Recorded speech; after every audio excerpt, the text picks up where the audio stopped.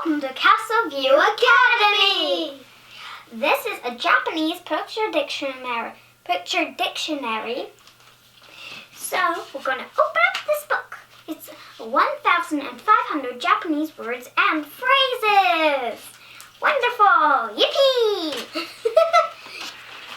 So maybe you can go into here, and there's some photos here. It's a little hard to fold over, so you don't want to do it all the way. And there's years and dates. Why don't we go to the food section? Yummy! My favorite subject. I love baking. Where is it?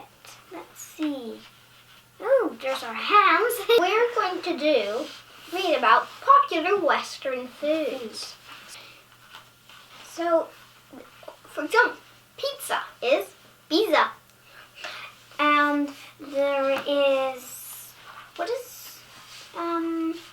there's all sorts of yummy ones. In fact, there's cheese, chizu. And there's cake, keiki. So, this is a very interesting book. It's very good for beginners.